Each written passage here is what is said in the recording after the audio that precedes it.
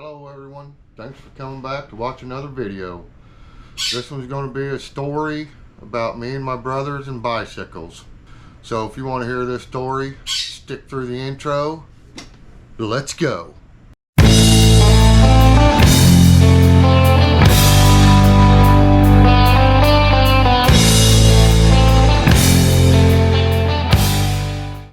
Alright you guys, I want to tell you guys some stories. They're going to be like a few stories about me and my brothers and bicycles.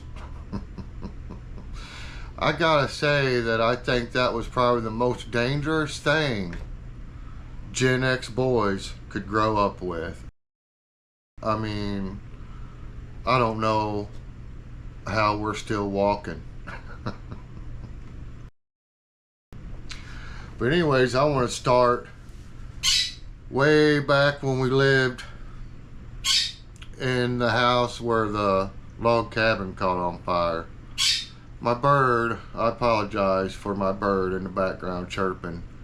She can hear me talking, but she can't see me, so she's freaking out. But anyways, just bear with me. She should stop before the story's over, hopefully. Anyways, I want to start back when we was about, I think I was probably around 10 or 11, 9 or 10, more like 9 or 10. This was the year that we all got new bicycles for Christmas.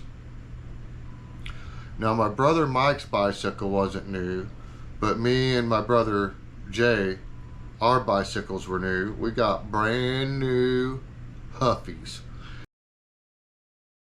Gen Xers know. Back in the day, a Huffy was pretty cool. If you got a Huffy, you was doing alright. Huffy BMXs. So now, me and my little brother, we thought we was the coolest kids in the whole town. Well, my brother Mike's bike, he didn't get a BMX, right? He got one of them Schwinn swivel bikes. I'm pretty sure Schwinn made them. I'll put a picture up. So we thought that was really cool, you know. Well, turns out some things are really hard to ride. He eventually figured it out, right? He got it. He got to where he could swivel and ride it. But when me and my other brothers tried to ride it, it would almost break our legs when that thing would swivel if you wasn't ready. I mean, it would fold up on you like an old pocket knife. It hurts you. So we didn't play on that bike. Well, eventually what had happened was my older brother found out about this junkyard up by the army base that was just full of bicycles. So he would have my mom or my stepdad take him up there, and he would buy bicycle frames for real cheap, right? And then he was going to build his own BMX bike. Well, he was getting the old Schwinn bike frames, and he was getting some BMX bike frames, and what he ended up doing was building a chopper. So some of you guys might know what I'm talking about. He took the front forks off of some Schwinns, and he stuck them inside each other and made them longer. And then he took that little tire off of his swivel bike and he put it on that frame with the extended fork, so he had a little tire on the front, right? Now, I don't know where and how he found a slick, but he found a Goodyear slick for a bicycle. And he put it on the back of this bike. So he went from gonna build him a BMX to building a Schwinn chopper is what it was. So that was pretty cool, right? And so we would get it out on the road in front of our house and we'd pour some oil on the road, just a little spot of oil. And me and my brother Jason, we'd hold the back of his bike. Well, my brother Mike, he'd start pedaling it, and he'd pedal that thing till it started smoking. And he'd burn rubber on that. Well, it didn't take long for me and my brother Jason to get our knobby tires bald trying to do the same thing. And eventually we did. But about the time you'd get them knobby tires bald, you couldn't do a burnout for very long, and you'd just blow the tire, which that was fun too, right? So we was blowing them, doing burnouts. Then we decided we're going to start learning how to ride wheelies, right? That never panned out, you guys. Learning how to ride wheelies where we grew up, like if you did it in the yard, you would think it was safe, but it's not, because under the grass are hidden rocks. So as soon as you hit the ground, I mean, you're getting hurt. And then out on the asphalt, definitely not a good spot. Anyways, we never did master riding wheelies. Now we could pop wheelies and ride them for a little ways and get, you know, but not no long-term wheelie riding. Well, so once we get these BMXs broke in real good, and my brother Mike never does get a BMX that I can recall. He ended up getting a dirt bike later. So he would build our ramps.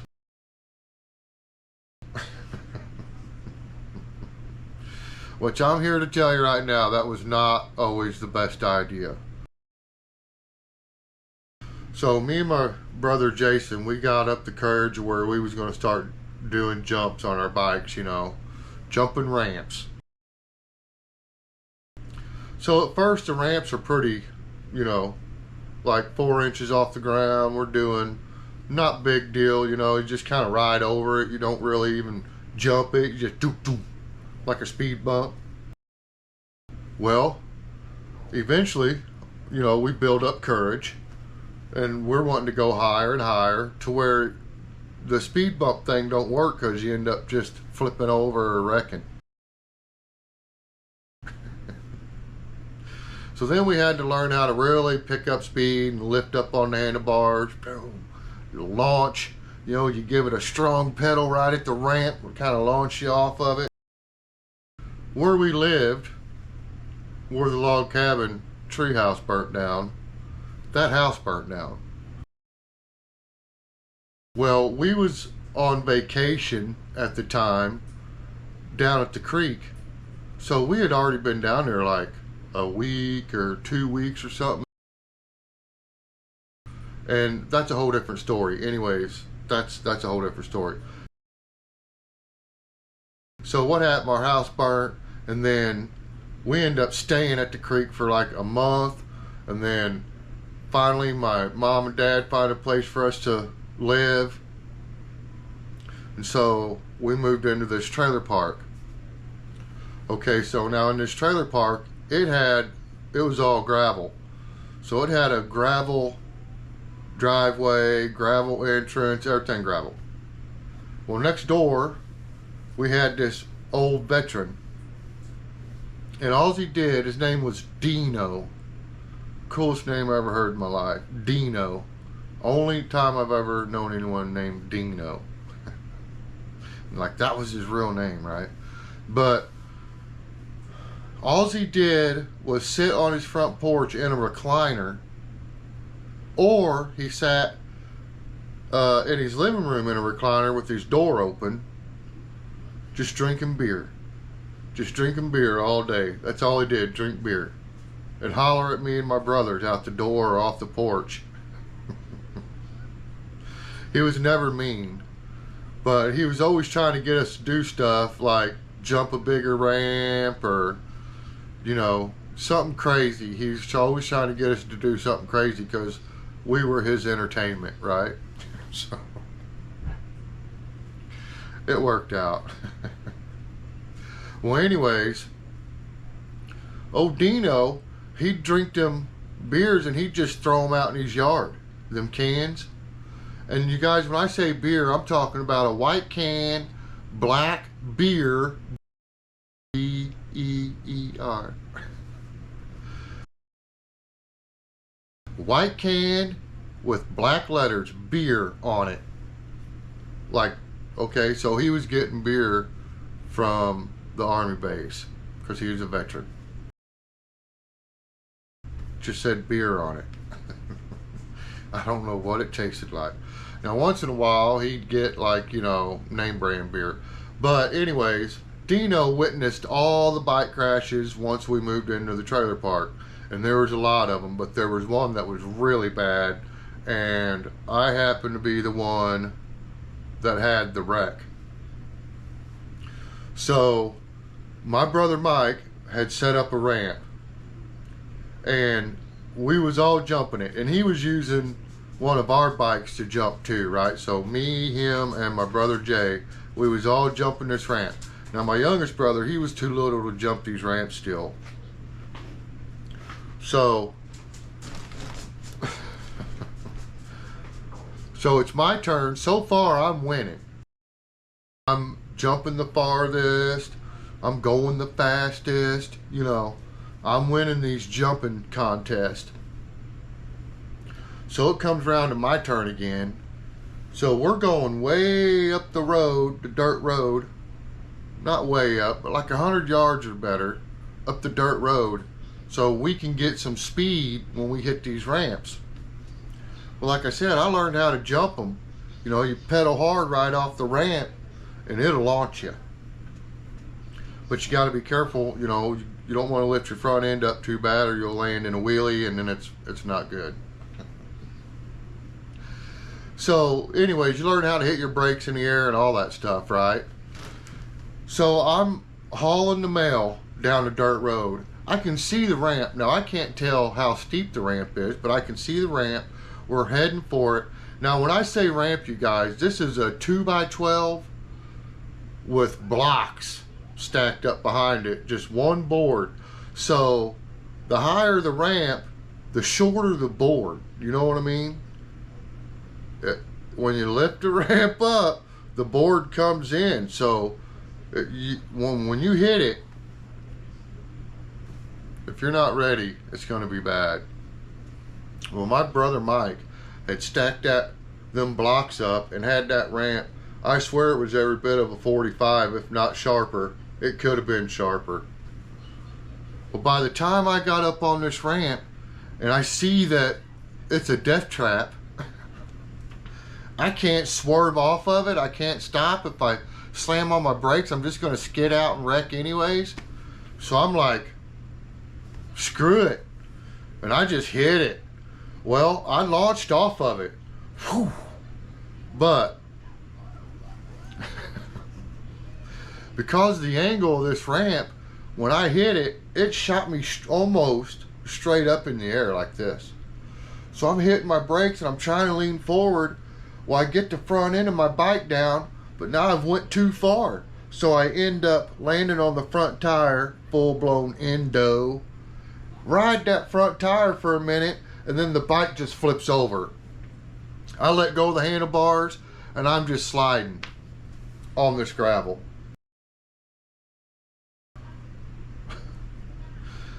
This is in the summertime. We're boys. The only thing we have on is our shoes and socks and a pair of shorts. So needless to say,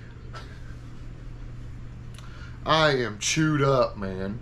My face, my whole upper body, it's practically ripped my shorts off, my underwear, my shoes are gone. I mean, I wiped out hard, you guys.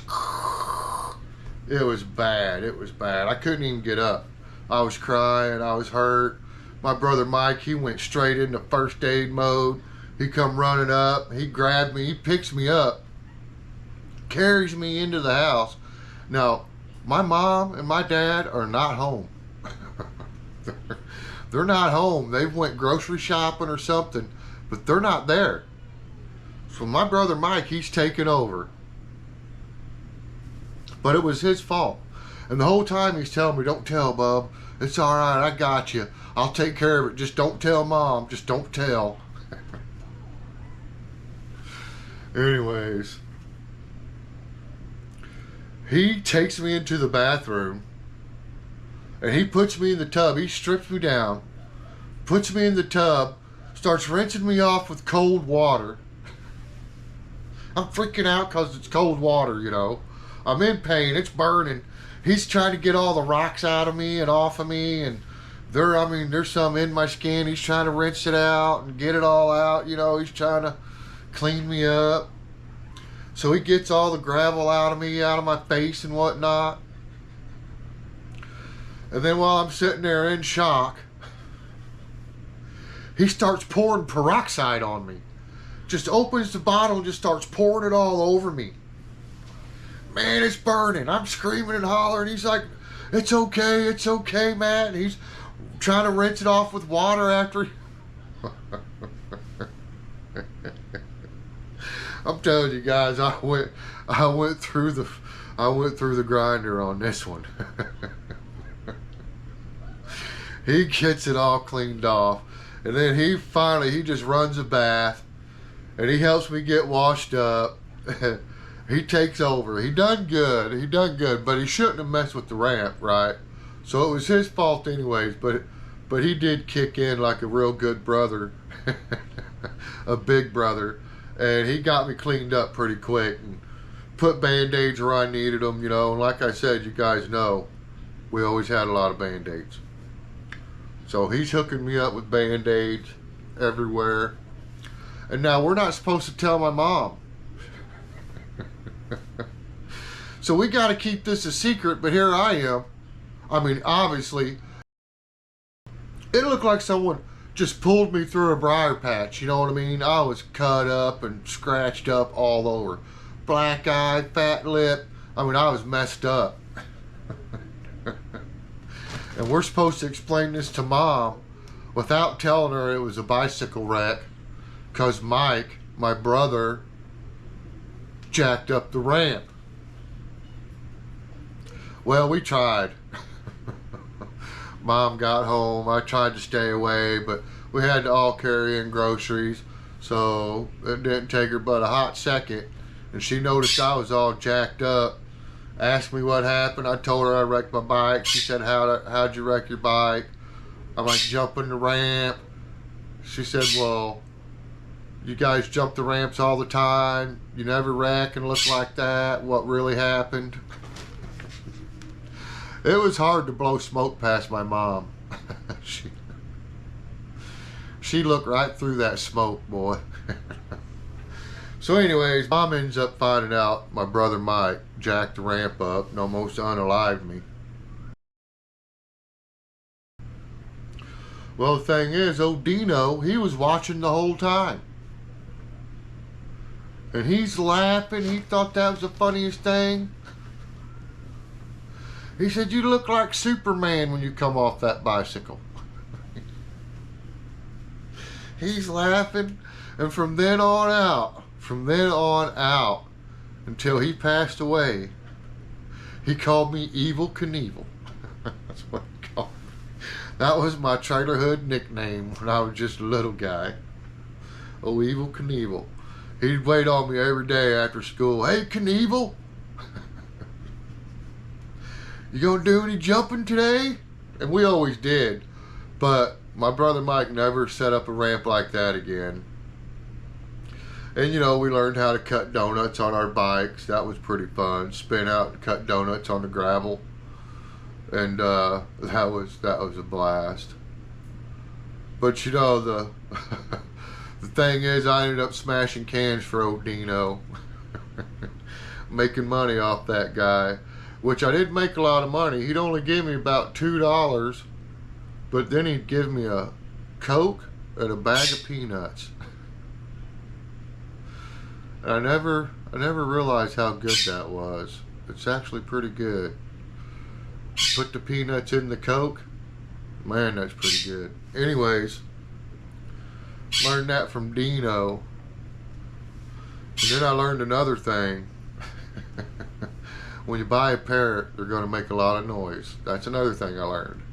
But I also learned that even if you wipe out and you almost rip all your skin off the front of your body, don't sweat it. They'll scab up, you'll heal up, and you just got a little bit tougher. That's 100% right there. You just got tough. So don't sweat it when the dirt road scars you up. Get up, squatch it, build another ramp, keep on keeping on. And if anything's bugging you, make sure you talk to somebody. There's just one phone number you can call, 988. There's a whole lot of people working for them, y'all. And there's somebody sitting there right now waiting to help you. So if you need help, get a hold of them. And if you don't want to talk to a stranger like that, call one of your friends or one of your family members. I promise you, somebody's going to listen to you.